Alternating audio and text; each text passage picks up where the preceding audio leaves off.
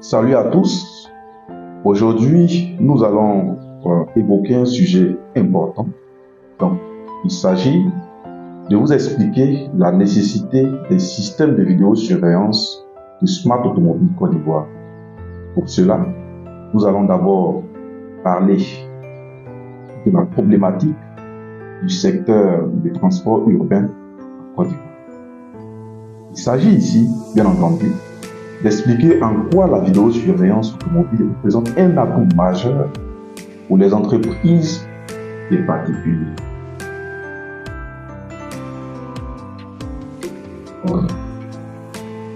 Comme problématique, nous pouvons citer d'abord le manque de professionnalisme des chauffeurs de transport urbain. De quoi s'agit-il? Donc, vous savez bien entendu qu'en Côte d'Ivoire, le secteur du transport est régulièrement perturbé par les accidents et les embrouilles entre propriétaires et chauffeurs. Donc cette situation est liée en partie à la mauvaise foi des chauffeurs. Oui, la mauvaise foi des chauffeurs. Donc l'un des faits importants qui mine les activités de transport urbain en Côte d'Ivoire, comme je vous le disais, est la mauvaise foi des chauffeurs. Donc sachez que ceci s'adonne à des pratiques malsaines. En fait, certains chauffeurs poussent leurs propriétaires à la faillite. Ils profitent de l'ignorance des propriétaires qui n'ont aucune maîtrise du déroulement des activités du transport pour s'acheter leur propre taxi. Donc, la stratégie, elle est toute simple. Donc, les chauffeurs informent les propriétaires tout simplement que les activités marchent moins. Alors, ils réduisent la somme préalablement prévue pour le versement.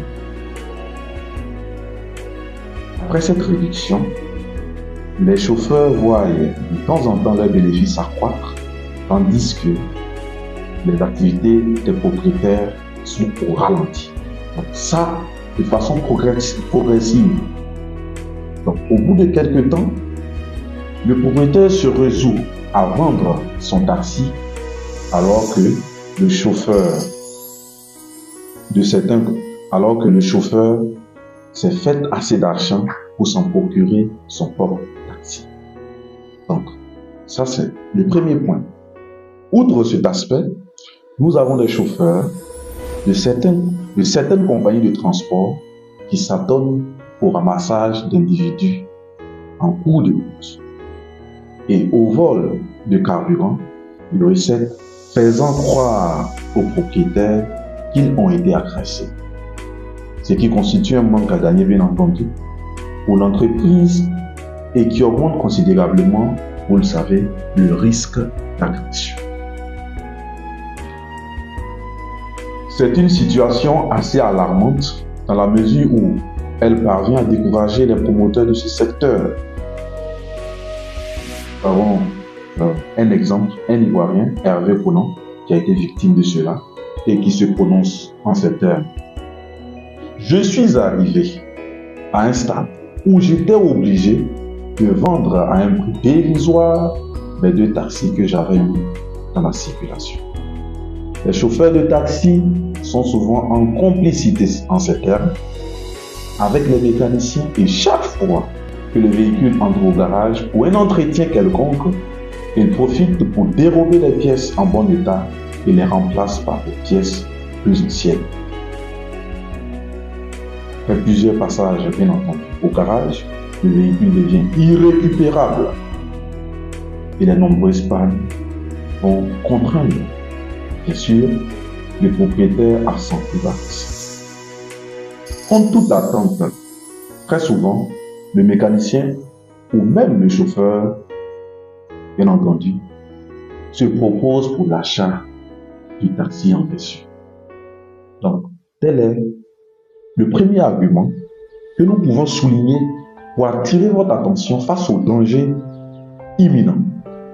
Alors, donc, le second point ici, il s'agit de l'insécurité personnelle dans les transports en commun. Nous allons, en un mot, parler des contraintes sociales dans le transport en commun et faire ressortir l'insécurité ressentie dans le transport collectif. Sachez que cette insécurité répond tout d'abord à certaines caractéristiques sociales. Donc, on dégage deux contextes particulièrement anxiogènes. Donc, tout d'abord, il s'agit de la mixité sociale des usagers. Donc, dans les transports en commun, tous les usagers se rencontrent. Donc, à savoir toutes les nationalités et toutes sortes d'individus se rencontrent les uns les autres, qui sont tous des inconnus. Alors, les transports en commun présentent en particularité de faire se côtoyer des individus issus d'horizons sociaux différents, dont certains sont jugés parfois menaçants, pour d'autres, nous avons l'exemple des terroristes, par exemple. Alors, il s'agit ensuite de l'isolement, qui empêche toute mobilisation extérieure en cas de vol ou d'agression. Donc, le véhicule étant situé à un point X, isolé de tous ses coups, surtout dans la nuit, a un risque d'agression encore plus élevé. Voilà, donc là, c'est de ça que nous voulons vous faire comprendre. Donc, ces usagers aux valeurs, coutumes, opinions et croyances hétérogènes ont pour seul et unique point commun de partager le même moyen de transport à un instant donné. Donc, il faut comprendre que l'isolement, dans ce cadre-là, augmente la visibilité des individus et donc donne la probabilité d'être la cible de potentiels agresseurs.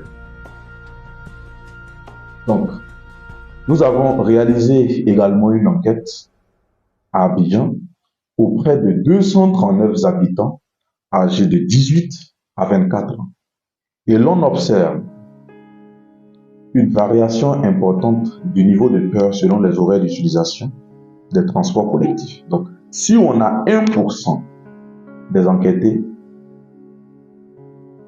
1% des enquêtés reportent se sentir, bien entendu, en insécurité dans la journée, je vous dis qu'ils sont environ 43% à éprouver ce ressenti.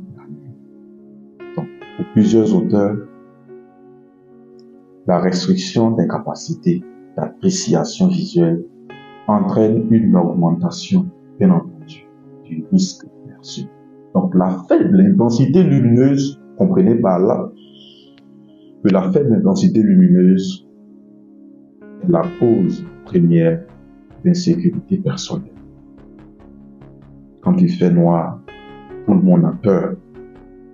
L'incapacité des individus à évaluer visuellement l'environnement qui les entoure et à repérer les dangers potentiels entraîne une baisse du contrôle perçu et une augmentation de la perception du risque.